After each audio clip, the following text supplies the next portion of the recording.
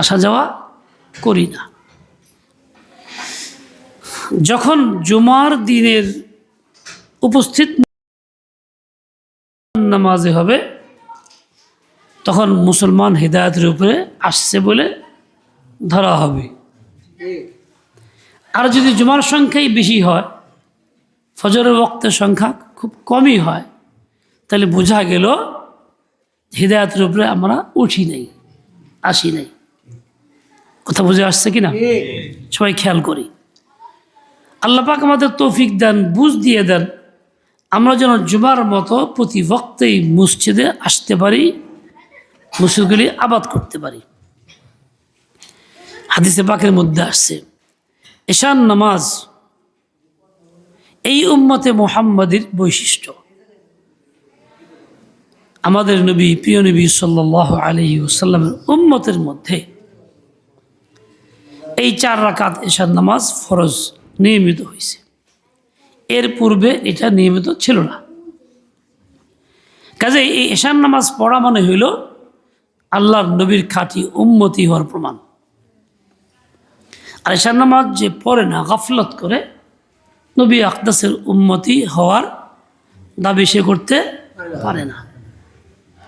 কতই না আফসুস আমাদের জিন্দেগির উপরে যারা এশার নামাজ জামাতের সাথে পড়ি না। রাসূল আকদাস সাল্লাল্লাহু আলাইহি ওয়াসাল্লাম একদিন বললেন, তোমরা যদি কেউ জান্নাতি ব্যক্তি দেখতে চাও তাহলে দেখো। সবাই তাকাইলেন। একজন সরল সোজা মানুষ, সাদা সিধা মানুষ মসজিদে ঢুকলেন। সকলেই মনে করছেন বড় কেউ আসবেন, আবু বকর, ওমর বা অন্য কেউ। উনি চুপচাপ। পরের দিন আবার একই ধরনের ঘোষণা, পরের দিন আবার একই ধরনের ঘোষণা। হযরত আব্দুল্লাহ ইবনে ওমর বলেন রাদিয়াল্লাহু আনহু, মনে খুব আগ্রহ, হুজুর জান্নাতি ব্যক্তি দেখতে বললেন, আসলো তো সিয়ালের কেউ না। ঘটনা কি? হুজুর এত গুরুত্বের সাথে জান্নাতি বললেন, দেখতে হবে এই লোকটা কী কাজ করে। তার বাড়িতে গেছে। মাঝখানে একটা কথা বলি, যারা এরকম ধরে বসছেন আঙ্গুল আঙ্গুল তারা ছাড়াই দিবেন দয়া করে। এরকম যারা বসছেন ছাড়াই দিবেন। এরকম ধরে বসা মসজিদের নিষেধ, সুন্নতের খেলাফ। তো বাড়িতে গেল, চাচা আমি আপনাকে মেহমান, 3 দিন থাকবো আপনার এখানে, 3 দিন থাকবো আপনার এখানে। ঠিক আছে থাকেন।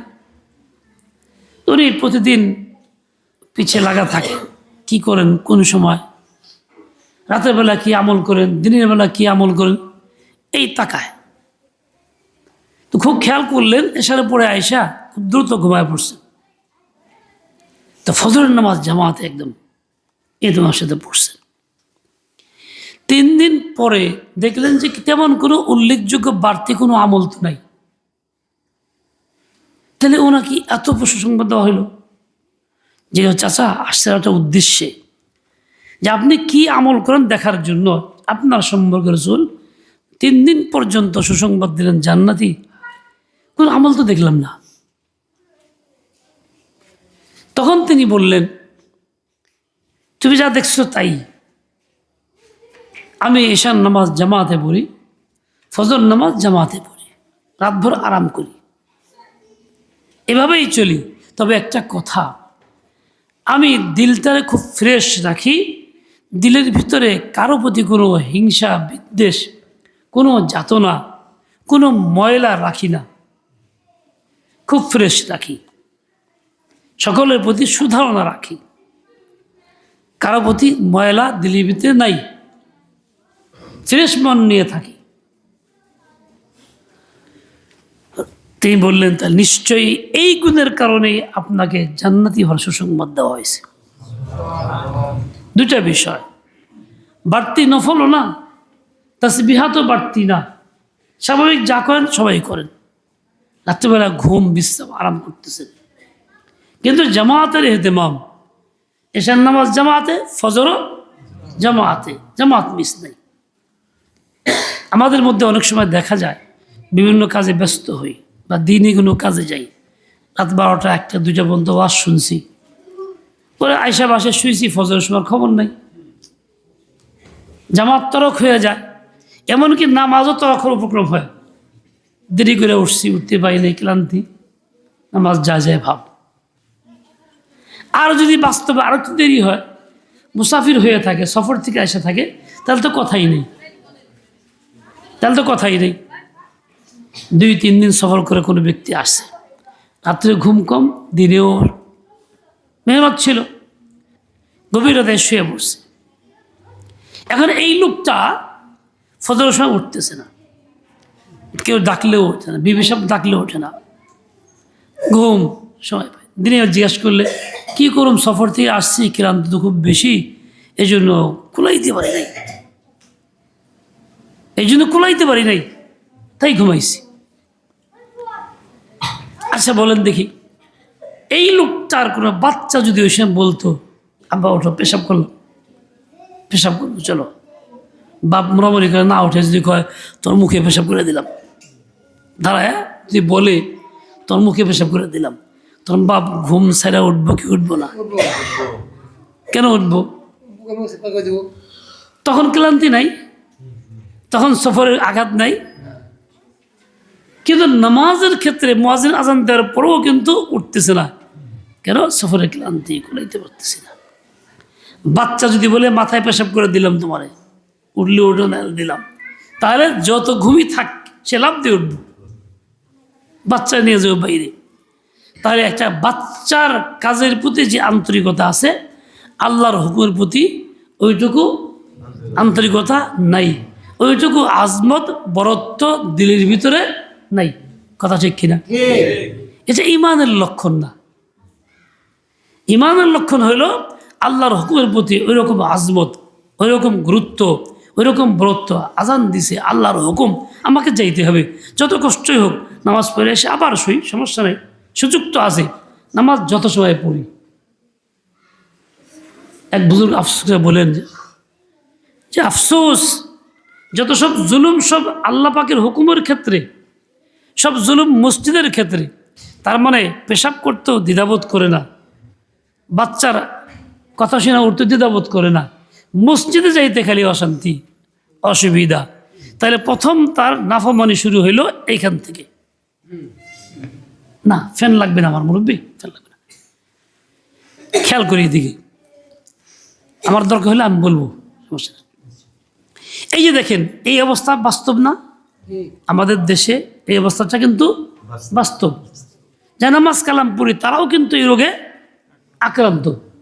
তার মানে তাদের দিলের ভিতরে আল্লাহ পাকের হুকুমের সেই আজমতটা আর বাকি নাই।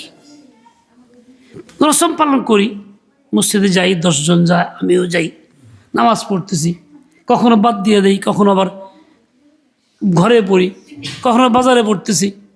কিন্তু জামাতের যে এহতেমাম, যে আমি আমার জিন্দগির 5 ওয়াক্ত নামাজ মসজিদে জামাতে গিয়েই পড়বো, এরকম গুরুত্ব আমার দিলের ভিতরে আজও বসে নেই।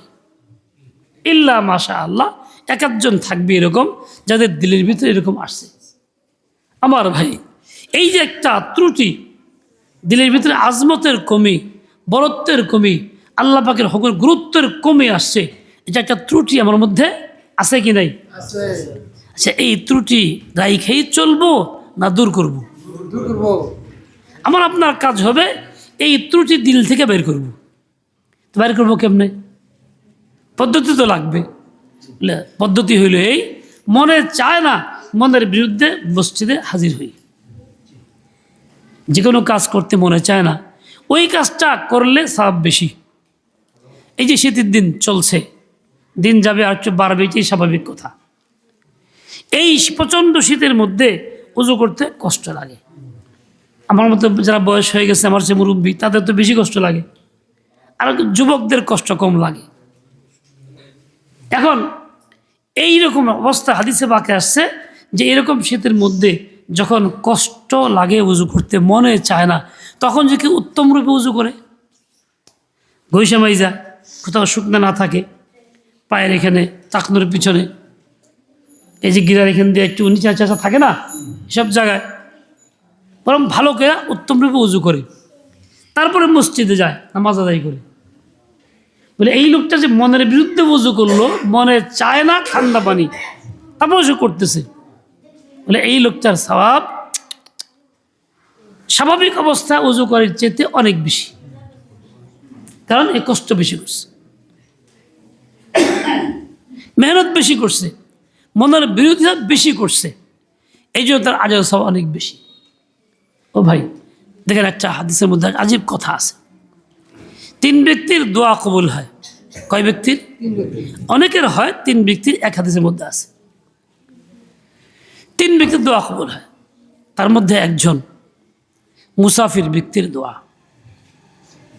আরেকজন মাতা পিতার দিলের দোয়া যা সন্তানের পক্ষে হয়, আরেকজন যার দিলে কোনো আঘাত আছে, আঘাতপ্রাপ্ত মজলুম ব্যক্তির দোয়া। এই 3 দোয়া অবশ্যই কবুল হয়, ফেরত হয় না। আচ্ছা দেখেন, মুসাফির ব্যক্তির দোয়া কবুল হয় কেন? মুসাফির ব্যক্তি বাড়ি থেকে দূরে থাকে, আপনজন থেকে দূরে থাকে, এই লোকটার মনে অশান্তি থাকে, গায়ে ক্লান্তি থাকে, মন মতো যা চায় তা পায় না, চাটা পর্যন্ত মন মতো হয় না, টাকা দিয়ে কিনা খায় ঠিকই, মন মতো রুচি মতো হয় না, ঘুম সময় মতো হয় না, সব কাজে একটু ব্যতিক্রম কিছু ঘটে, যার দ্বারা মনে কষ্ট হয়। মানে এই কষ্টের কারণে আল্লাহ পাক রব্বুল আলামিন তাকে সুযোগ দিয়েছেন, বান্দা তুই দোয়া কর, তোরটা কবুল। কার তোর দিলে আঘাত আছে, তুই ক্লান্ত আসো, তাহলে আঘাত থাকলে, ক্লান্তি থাকলে এটা তার জন্য রহমত, আল্লাহ পাক তার প্রতি বেশি দয়া করেন। দ্বিতীয় ব্যক্তি মাতা পিতার দোয়া সন্তানের পক্ষে কেন কবুল হয়? বলে মাতা পিতার যে মেহনত সন্তানের প্রতি হয়, লালন পালনে যে পরিশ্রম তারা করেন, আর পরিশ্রমের কারণে তাদের প্রতি আন্তরিকতাও অনেক বেশি হয়, মুহাব্বতও অনেক বেশি হয়। তাই ছেলে সন্তানের কোনো ক্ষতি বাপ মা বরদাস্ত করতে পারে না। ছেলে সন্তান যদি বাপ মারে খোঁজখবর নাও নেয়, তবুও তাদের কোনো আঘাত আসলে বাপ মার দিলে কঠিন আঘাত লাগে, বরদাস্ত করতে পারে না। কোনো এক ছেলে, বাবা মার একই ছেলে, এই ছেলেটা পড়াশোনা করছে, ভালো ছাত্র ছিল, এক পর্যায়ে বাংলাদেশের চাকরি নিয়েছে ইঞ্জিনিয়ার, একটা ফার্মে বেশ ভালোই বেতন পায়। এরপরে বিয়ে শাদীর সময় হয়েছে, বাপ মা বলছে বিয়ে শাদী করতে হবে, তো ও বলছে যে তোমরা যেটা ভালো মনে করো ওইটা আনো। তো বাপ মা একটা পাত্রী পছন্দ করে আনছে, শিক্ষিত মেয়ে, সংসার করতেছে, একটা বাচ্চা হয়েছে, 2টা বাচ্চা হয়েছে, থাকে শহরে, অফিস করতে হয়, গ্রামে বাপ মা থাকে, মাঝে মধ্যে আসে, টাকা পয়সা দিয়ে যায়, স্বাভাবিক ভালোই চলছে। এখন দিন যায়, বছর যায়, আর স্ত্রী তার প্রতি কড়াকড়ি করে, যাওয়া যাবো না, বাড়ি যাওয়া যাবো না, টাকা দাও কি জন্যে, নানান রকম ঝামেলা করতেছে। এক পর টাকা বন্ধ করে দিছে, স্ত্রীর কারণে পারে না এই করাইতে। এরই মধ্যে সৌদি আরবে চাকরি হয়েছে, চলে গেছে সৌদি আরব। সৌদি আরব যাওয়ার পরে একাধারে 13 বছর পার করছে, বাপ মার খবর নেই, বাপ দুনিয়া থেকে চলে গেছে, মা রয়ে গেছে, কোনো ভাই বোন আর কেউ নাই। মাটা ভীষণ অসুস্থ, বিছনায় পড়ে আছে, দেখারও কেউ নেই। ছেলেটা 2-3 দিন স্বপ্ন দেখলো সে হজ করতেছে, চাইতেছে, হজ করতে পারতেছে না, হজ করার ইচ্ছা করে তৈরি না, হজ করতে পারে না, ব্যাপারটা কি? তখন আলেমকে জিজ্ঞাসা করছে যে এই অবস্থা, আমি হজ করতে চাই, পারি না। তিনি বললেন, দেখো তোমার মাতা পিতা নিশ্চয়ই কেউ আছে, তাদের সেবা যত্ন তুমি করো না, জলদি মাতা পিতার খোঁজ খবর লও, এটাই ইঙ্গিত স্বপ্নের মধ্যে, তাহলে তোমার কবুল হবে, তাছাড়া কবুল না। সে চিন্তা করলো, সর্বনাশ, কথা তো সই, 13টা বছর পার হয়ে গেছে, যোগাযোগ নাই, টাকা পয়সা দেই না, বিবির অসন্তুষ্টি সত্ত্বেও সে চলে আসে দেশে। চলে আইসা খোঁজখবর নিতে গেছে, এখন দেখে যার জিজ্ঞেস করে বাড়িঘরের অবস্থা খুব খারাপ, উমুকের বাড়ি কোনটা সে চিনতেছে না, নদী শুকায় গেছে, অবস্থা বদলায় গেছে, নদী পার হয়ে গেছে। তো বলছে মুখে তো নাই, তার কে আছে? বলে তার স্ত্রী আছে, একটা ছেলে আছে হলো বড় নিমক হারাম, কোথায় যে গেছে ওর খবর নেই। তো এই বেচারা খুব কান্না শুরু করে, চোখের পানি আসছে। এক পর্যায়ে গেছে বাড়িতে, গিয়ে দেখে ঘরটা খুব জীর্ণ শীর্ণ। ঘরের সামনে বাইরে একটা চৌকির মধ্যে একজন শোয়া আছে, রুগী, চাদর দিয়ে ঢাকা, অচেতন প্রায়, কথাবার্তা বলা চলো না, দেখার কেউ নাই। হঠাৎ করে হাত উঠায় বলতেছে যে আল্লাহ, দুনিয়া থেকে চলে যাবো, আপনজন কেউ নাই, আমার কবরে কে রাখবে? একটা ছেলে তাও কাছে নাই। আল্লাহ আমার ছেলেটাকে ভালো রাখো। ছেলের জন্য দোয়া করতেছে। কাছে গিয়ে শুনলো যে মা এই অবস্থায়, ছেলের জন্য দোয়া করতেছে। ছেলে মার কাছে গিয়া সালাম কালাম করে কথা বলছে, মা আমি ভুল করছি, আমি ছেলে। কিছুক্ষণের মধ্যে মাটা মারা গেছে তার সামনে। এই যে ছেলে খোঁজখবর নেয় না দীর্ঘদিন পর্যন্ত, টাকা পয়সা দেয় না, তারপরেও কিন্তু মা তাকে ভুলে নাই। তার কষ্ট না হোক কামনা করতেছে, দোয়া করতেছে। তো মাতা পিতার দোয়া সন্তানের জন্য কবুল হয়, কেন মাতা পিতার মেহনত বেশি, পরিশ্রম বেশি, দিলে আঘাত বেশি, তার দোয়া কবুল হয়। দিলে আঘাত থাকলে আঘাতপ্রাপ্ত ব্যক্তির দোয়া আল্লাহর কাছে কবুল। তৃতীয়, মজলুম ব্যক্তি, যার উপরে কেউ জুলুম করছে, এই লোকটা দিলে আঘাতপ্রাপ্ত, এই লোকটার দোয়াও কবুল হয়, ফেরত আসে না। হাদিস বাকে আছে ইত্তাকি দাওয়াতুল মাজলুম, যে মাজলুম তার দোয়া বদদোয়া থেকে তুমি নিজেকে হেফাজত করো। এমন কিছু করো না যার দ্বারা কোনো ব্যক্তি মাজলুম হয় তোমার দ্বারা এবং তার বদদোয়া তোমার নসিবে আসে।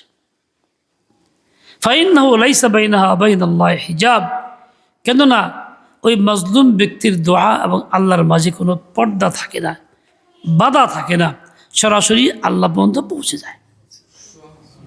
কেন? মাজলুম ব্যক্তির দিলে আঘাত আছে।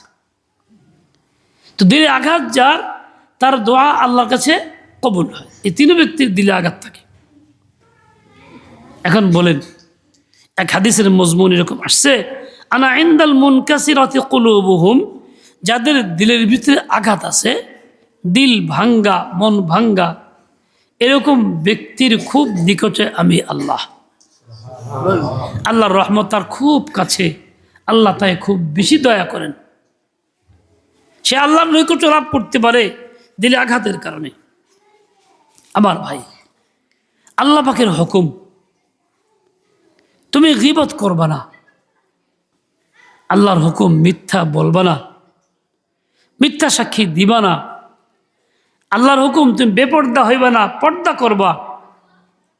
আল্লাহ তাআলার হুকুম তুমি গালিগালাজ করবা না, আল্লাহ তাআলার হুকুম তুমি কারো সম্পদ দখল করে খাইবা না। এই যে গুনাহগুলি ছাড়ার হুকুম কে দিছেন? কে দিছেন? একজন মানুষ যদি গুনাহ ছাড়তে চায়, তার কোনো কষ্ট হয় কি হয় না? কষ্ট হয় কি হয় না? বেপরদার গুনাহ ছাড়তে চায় মানে পর্দা করতে চায়, তার কত রকম পারিশানি, কত কষ্ট, কত আয়োজন, কত মানুষের সমালোচনা, কত বাধা আসে কি আসে না? তবে এই লোকটা গুনাহ ছাড়তে চাইলে তার দিলের ভিতরে প্রচুর আঘাত লাগতে থাকে, এমন পরিবেশ তৈরি হয় যে আঘাত আসতেই থাকে। ওই যে লোকটা আঘাতপ্রাপ্ত হয়, তার দোয়াও আল্লাহর কাছে এতটা কবুল, আল্লাহর রহমত তার এতটা নিকটবর্তী, আল্লাহ যা ঘোষণা দিয়েছেন, আনা ইনদাল মুনকাসিরাতি কুলুবুহুম। তাহলে আল্লাহকে পাওয়ার জন্য উত্তম এবং খুব সহজ পথ হইল, বান্দা তুমি আল্লাহর হুকুম মানো, নাফরমানি গুনাহের কাজ ছাড়ো, এর দ্বারা দিলে আঘাত লাগুক, দেখো আল্লাহর রহমত কত কাছে এসে গেছে। বুঝাতে পারলাম কিনা বলেন? নফল নামাজ পড়তে বেশি কষ্ট লাগে দিলের ভিতরে, না গীবত ছাড়তে কষ্ট লাগে? কথার কথা, আপনাদের সমাজে ভালো মানুষ, আমি কোন ব্যক্তি কথা বলছি না, নামাজ কালাম পরে সব কাজ আগে তাবলিগ করে মেহনত করে আলেমের সোহবতে যায়, তার এক বিবি আছে, সে প্রয়োজনে একটা বিয়ে করছে। এই বিয়ে করার পরে সমাজের অবস্থা, আমাদের অবস্থা কি হবে? আমার খুব খুশি, যাক ভালো হয়েছে আলহামদুলিল্লাহ, মোবারকবাদী দেই, এরকম বলি না তার বিরুদ্ধে কথা বলি? বলেন দেখি, সমাজ কি চলে? তার বিরুদ্ধে সমালোচনা চলে না? সে কিন্তু হারাম করে নাই, চুরি করে নাই, ব্যবসা ধরে নিয়ে আসে নাই, সে নিয়মতান্ত্রিকভাবে হালাল করছে, যেমন প্রথম বিবি হালাল ছিল। এই হালালের উপরে সকলের আপত্তি, কথা ঠিক কিনা? হালালটা কেন করছে?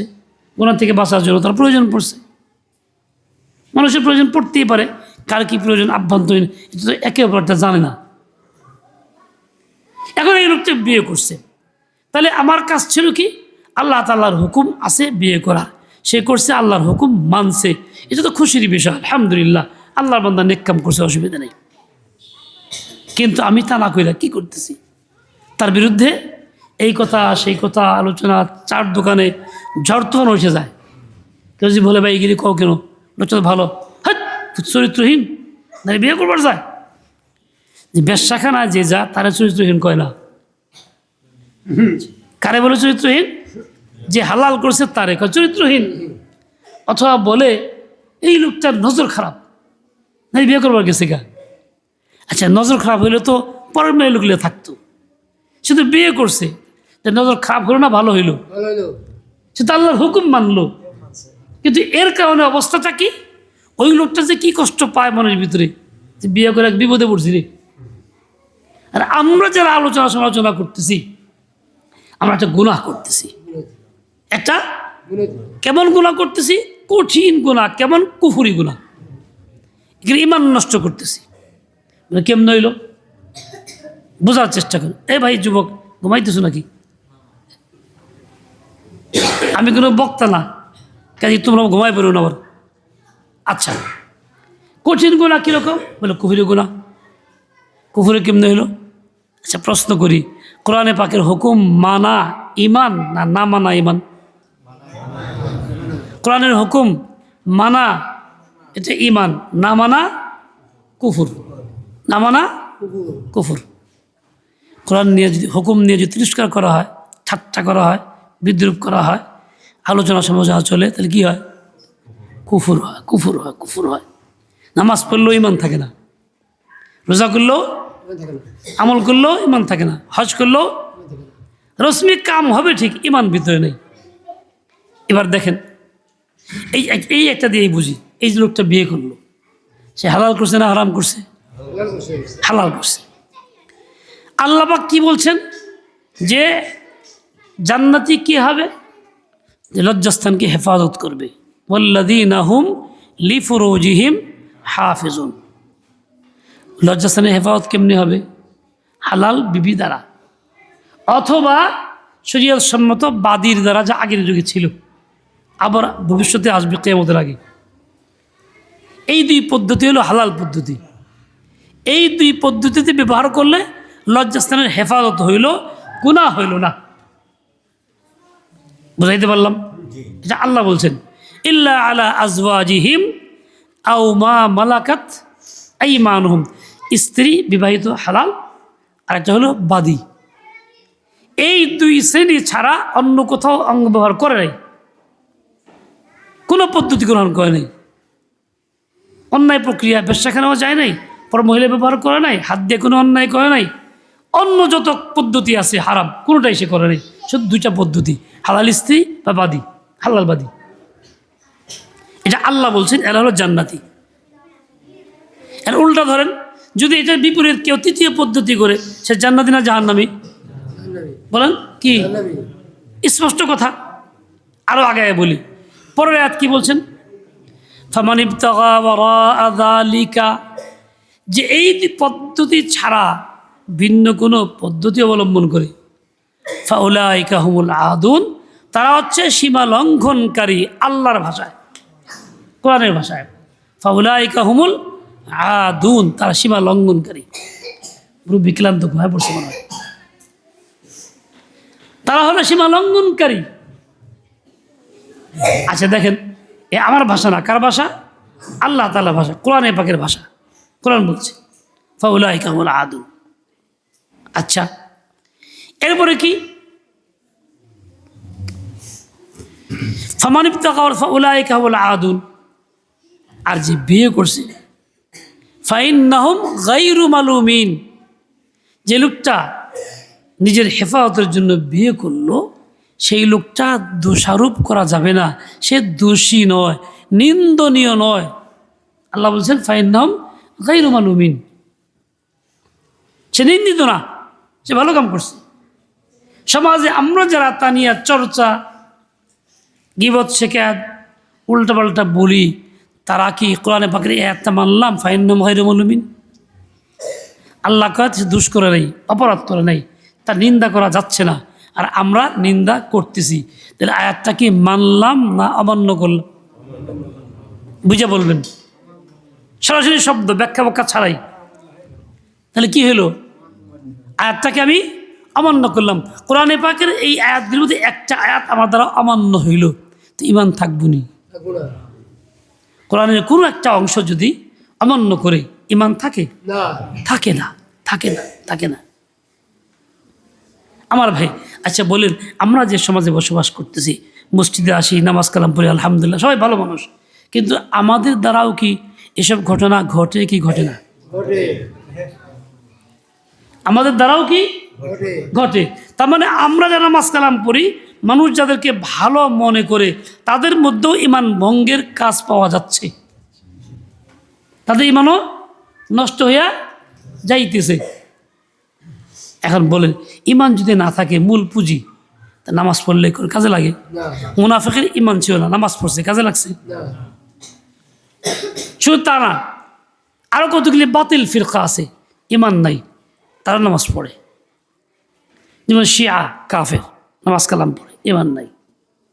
কাদিয়ানি, কাফের, ওরাও আমাদের মতো নামাজ কালাম পড়ে, ইমান নাই। তাহলে এই নামাজ কোনো কাজে আসবে? নামাজ পড়াই সফলতা না, ইমানের সাথে পড়া হইল সফলতা। নামাজ শুধু জান্নাতের কারণ না, ইমানের সাথে নামাজ হইল জান্নাতের কারণ। কথাটা কি বুঝাইতে পারলাম? কে কে বুঝতে পারছেন? বুঝতে পারছেন? তাহলে আমাদের যখন কথা বলতে হয়, কোনো বিষয় যদি আলোচনা চর্চা করতে হয়, খুব বুঝা করতে হবে যে আমি যা কইতেছি এর দ্বারা কোরআনকে অস্বীকার করলাম, অমান্য করলাম, ইমান থেকে ভেঙে গেল নাকি রইল। আচ্ছা, এই যদি চিন্তা করে না করি, স্বাভাবিক গতিতেই চলি, সমাজের সাথে তাল মিলিয়ে চলি, দেখা যায় বিভিন্নভাবে আমার ইমান নষ্ট হয়ে যেতেছে, আমি সীমা লঙ্ঘন করে ফেলতেছি। বাহ্যিক দেখতে সুন্দর আচার আচরণ, মুসলমান, কিন্তু ভিতরে আছে কুফর। বুঝাইতে পারলাম কিনা? কে কে বুঝছেন? কে কে বুঝছেন? আল্লাহ পাক সহি বুঝদেন, আমলের তৌফিক দান করেন। আমাদের লক্ষ্য হলো ইমান নিয়ে থাকা, ইমান নিয়ে বাঁচা, ইমান নিয়ে মৃত্যুবরণ করা। দেখেন, এক বয়াতে আল্লাহরে অসম্মান করছে, কটূক্তি করছে, শুনছেন না আপনারা? আলোচনা হইতেছে না? এমন কথা বলছে, মুখ দিয়ে বলা মুশকিল, ভিডিও তো আছে। আচ্ছা, এখন এই লোকটা তো অন্যায় করছে, কত বড় অন্যায় যে করছে, কত বড় অন্যায় করছে বলে আল্লাহকে নিয়ে কটূক্তি করছে। আল্লাহর আইনে তার শাস্তি হলো মৃত্যুদণ্ড, বিকল্প নাই। দুনিয়ার একটা আইন কানুন আছে প্রচলিত, সেই আইন কানুনের মধ্যে একটা কাজ হয়। আচ্ছা, এই যে আল্লাহকে গালি দেওয়ার পরে লোকটা যদি তওবা না করে, রুজু না করে, আমি ভুল করছি, অন্যায় করে ফেলছি, আমি এর থেকে তওবা করলাম, আমি ঈমান আনলাম, অথবা যারা আপনারা মুসলিম ভাইরা আমার এই কথায় কষ্ট পাইছেন সবার কাছে ক্ষমা চাইতেছি, আমি এটা ভুলে করে ফেলছি। প্রকাশ্যে তওবা না করে তাহলে তার ঈমান গ্রহণযোগ্য হবে না, হবে না। শুধু তাই না, যদি ওই লোকটার পক্ষে মতামত দেয়, তার পক্ষে কথা বলে, পক্ষ সমর্থন করে, যত বড় দিনদার নামাজি হোক না কেন, যত বড় জ্ঞানী বিজ্ঞানী হোক না কেন, তাহলে সে কুফরের পক্ষে সমর্থন করার কারণে তার ঈমানও নষ্ট হয়ে যাবে। শুধু নষ্ট হবে না, আরেকটা কাম হবে, বলবো? সেটা হলো এই, তার তালাক দেওয়া লাগবে না, বিনা তালাকে স্ত্রী তালাক হয়ে যাবে। জীবন ভাঙ্গে ফেলায়, কুফর করে ফেলায় যে কোনো কায়দায়, তাহলে তার স্ত্রী অটো তালাক হয়ে যায়। আচ্ছা, ইমান ভাঙলে নতুন ইমান আনলো, কথার কথা, কোনো আলেমের কাছে গিয়া কালিমাটা পড়লো, শুদ্ধ করে আবার বিশ্বাস ঠিক করলো, ইমান আনলো, কিন্তু বউ যে তালাক হয়ে রয়েছে এটা কী করবো? কালিয়া পড়লে কি বউ ঠিক হয়ে যাবো? তা কিন্তু হইব না। ঠিক যদি মহিলা এই কাজ করে, স্বামী ভালো, মহিলা এই কাজ করে, তাহলে এই মহিলা এই কাজ করার দ্বারা, কুফর করার দ্বারা, সমর্থন করার দ্বারা, ইমান নষ্ট করার দ্বারা এরও ইমান চলে গেল, এও তালাক হয়ে গেল, অটো একাই তালাক হয়ে যাবে। বিষয়টা খুব জটিল না? খুব জটিল না? জটিল মানে কি, আমাকে ইমান নিয়ে বাঁচতে তো হবে, ইমান নিয়ে মরতেও হবে, ইমানের বাইরে যাওয়ার কাজ তো আর নাই। কাফের হয়ে গেলে আর কি থাকলো? সব তো শেষ হয়ে গেল। তাই আমার খুব বুঝে শুনে পাও ফেলতে হবে, হুজুগে পাও ফেলা যাবে না, 10 জনে যা বলে তাই বলা যাবে না, আমাকে চিন্তা করে বুঝা দিন শিখা সেইটাই আমাকে করতে হবে, আমাকে বুঝতে হবে। আমার হিসাবের, ইমানের হিসাব জব আমি দিব আল্লাহর কাছে, অন্য কিছু দিবে না। আমার হিসাব আমাকেই দিতে হবে। আমার ইমান আছে কি না ফয়সালা আল্লাহ পাক আমাকে তখন এমন করা করবেন যে আমি ফিরে আর আনার সুযোগ পাবো না। দেখেন, দুনিয়াতেও পরীক্ষা হয়, পড়াশোনা করে স্কুল কলেজে মাদ্রাসায় পরীক্ষা হয়। পরীক্ষায় ছাত্র যদি ভুল লেখে, যা চায় তা না লেখে, খাতা পড়ছে অন্য কিছু দিয়ে, তাহলে কি তার শিক্ষক 5 নম্বর দিবে? দিবে না, কোনো খুশি দিতে পারে না, হয় না। এক ছেলে খাতায় কিছু লিখতে পারে, মনে নাই কিছু, ক অক্ষর লিখছে বড় করে, নিজে লিখে, দেখ শালা কত বড় ক। আচ্ছা, মাস্টার সাহেব কি তার নাম্বার দিয়ে পাস করাই দিবে? কোনোদিন তা দিয়ে সম্ভব না। ও ফেল করলো যে ফেলি, ও উপরে শ্রেণীতে উঠতেও পারবে না, এটা স্বাভাবিক নিয়ম। তবে হ্যাঁ, দুনিয়াতে শুধু একটা আছে, আবার যদি পিছনের থেকে পড়া শুরু করে দেয়, প্রাথমিক পড়া, ক্লাস ভর্তি হয়ে, তাহলে হয়তো পরীক্ষা দিয়ে আবার ইচ্ছা করলে পাস করতে পারবো, সুযোগ থাকে। ইমানের প্রশ্ন যেখানে, যদি ইমানে ফেল করা হয়, তাহলে দ্বিতীয়বার কি পাস করার কোনো সুযোগ থাকবে? আর এইটা আর সুযোগ নাই, রিফান্ড নাই। যে পরীক্ষায় ফেল করার দিকে থেকে চলে যায়, এটা রিফান্ডের সুযোগ আর নাই। এ গেল তো গেলই, আজীবনের জন্য ফেল করলো, চিরস্থায়ী জাহান্নাম হইল, জান্নাতের আর আশাও করা যায় না। এবার দেখেন সমাজের অবস্থা চিন্তা করেন, আমরা যে সমাজে বসবাস করি, সমাজের চিত্রটা এরকম কিনা? শুধু সমাজ না, আমাদের চিন্তা করি, আমাদের অবস্থা এরকম কিনা? এই যে আমি ইমান হারা হয়ে যেতেছি, আমার খবর থাকতেছে না, নিজেকে মুসলিম মনে করতেছি, নিজেকে মুমিন মনে করতেছি, ইমান নাই তো ইমান মনে করি। দেখেন, দুইটা বিষয় ভালো বুঝেন। এই বাবা, তুমি কই যাও রাগ করে? দুইটা বিষয় বুঝেন, ভালো করে বোঝেন। একজন মানুষ ইমানদার, তার লক্ষণাদি আছে, কুফরি করে না, সমর্থন করে না, কিছু করে না, ওই লোকটাকে ইমানদার মনে করা ইমান, ওই লোকটাকে ইমানদার মনে করা ইমান। আরেকজন লোক, সে কাফির, মুশরিক, অথবা মুসলিমের সন্তান, সে কোনো কারণে ইমান থেকে সরে গেছে, তাহলে এই লোকটাকে কাফের মনে করাও ইমান। বুঝতে পারলাম কিনা? কাফেরকে কাফের মনে করাও ইমান, আর ইমানদারকে মুমিন মনে করাও। অযথাই একজন মুমিনকে কাফের বলার সুযোগ নাই, কাফের মুমিন বলারও সুযোগ নাই।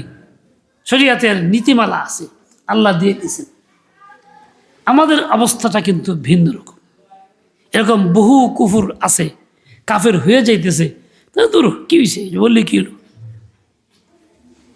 নিজে এরকম করি, অন্যের বেলায় এরকম করি, ওই বললে কিছু কত কথা তো কয় মানুষে কইলে কিছু হয়ে গেল।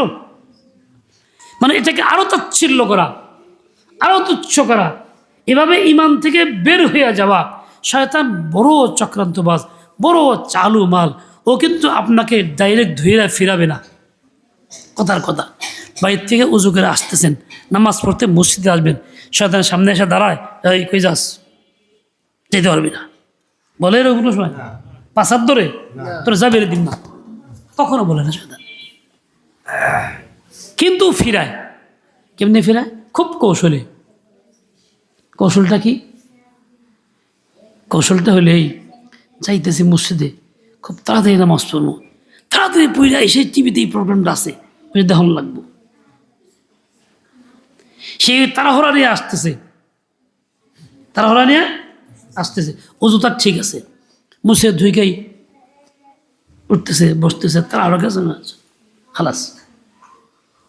এই যে লোকটা তাড়াহুড়া করলো, রুকু থেকে সোজা হয়ে দাঁড়াইলো না, স্থির হইল না, সাজদার থেকে সোজা হয়ে বসলো না, স্থির হইল না, সাজদায় গিয়া কিছুক্ষণ স্থির থাকলো না, সর্বাঙ্গ আপন জায়গায় রইল না, এ তাড়াহুড়া করে চলে গেল। সে তো ভাবলো নামাজ পড়ছি, শয়তানকে নামাজ পড়ে নাই, ওরা আমি শেষ করছি। ওই যে তাড়াহুড়া পয়দা করে দিছে, নামাজ থেকে ডাইরেক্ট বিরত, বাধা দেয় না, ধাক্কা দেয় নেই, কিলাকিলি করে নেই, জানে কিলাকিলি করলে পারুম না। এই জন্য ওই না করে কৌশল করছে, এমন কাজ করব যাতে করে নামাজি না হয়, ভাগাই দিছে। দেখেন শয়তান কেমন কৌশলী। মাঝে মধ্যে বিভিন্ন ঘটনা শোনা যায়, একজন লোক চলছে, গ্রামগঞ্জের লোক শহরে গেছে, অত বেশি চালাক চতুর না, দেখা গেলো দুষ্টরা পিস লাগছে, পিস একজন স্যাপ দেয়, এই আপনি পিস স্যাপ স্যাপ ময়লা ময়লা পানি পিস কি, ওই দিকে দেখে এদিক দিয়ে পকেটে। হয় না এরকম ঘটনা? মাঝে মধ্যে পত্রিকায় আসে। তার মানে কি, ওই চক্রান্তবাজরা ওরা ইচ্ছাকৃত এই পিসকি দিয়া ওকে অন্য মানুষের করছে যাতে করে টাকার প্রতি নজর না থাকে। শয়তানও ওরকমই একটা ধোঁকা দিয়ে, একটা মনে করায় দিয়া অন্য মানুষের করায় ফেলে যাতে নামাজের প্রতি দিল না থাকে।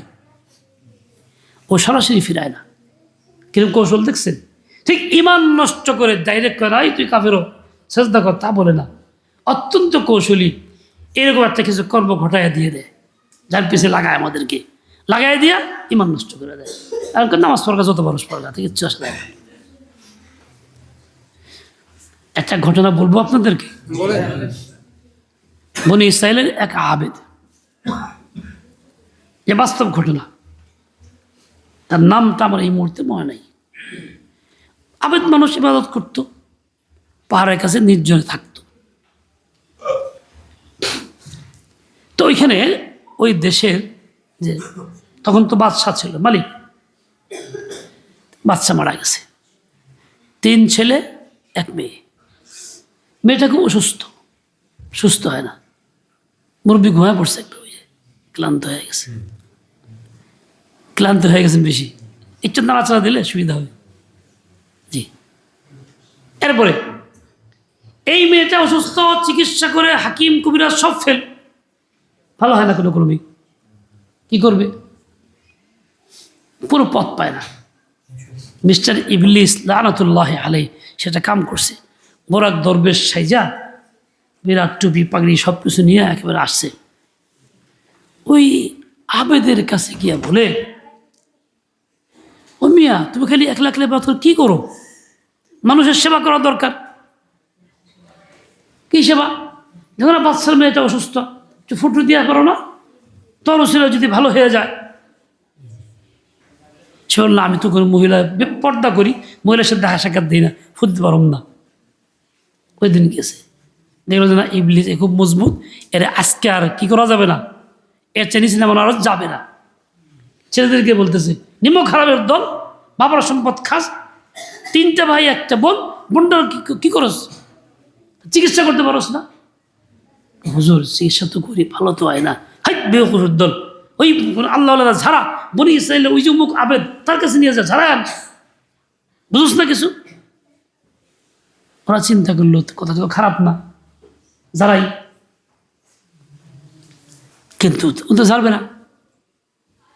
তো খুব রিকোয়েস্ট করছে, হুজুর আমার একটা বনি আমার খুব বিপদের মধ্যে, সুস্থ হয় না, দয়া করে একটু করে। আর আমি পারব না যাইতে, আমি মেলুজ ঝাড়ি না, পর্দা করি।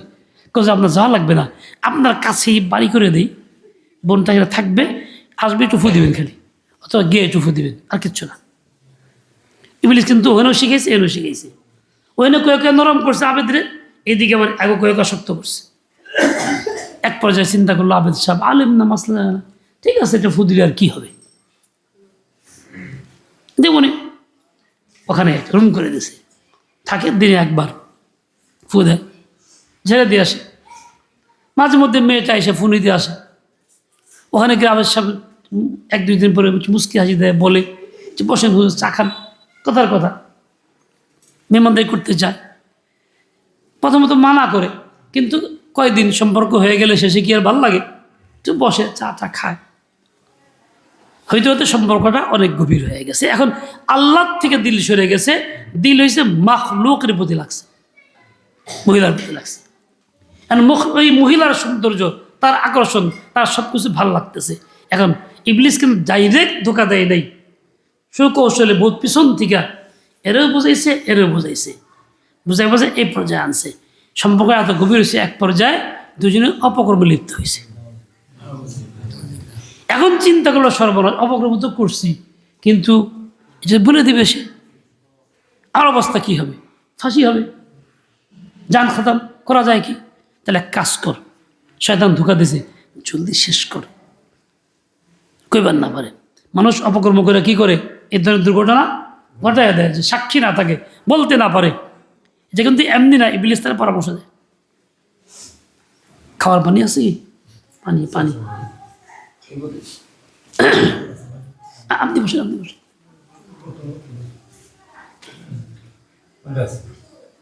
এটা কোনো ব্যক্তির নির্দিষ্ট না না হ্যাঁ? না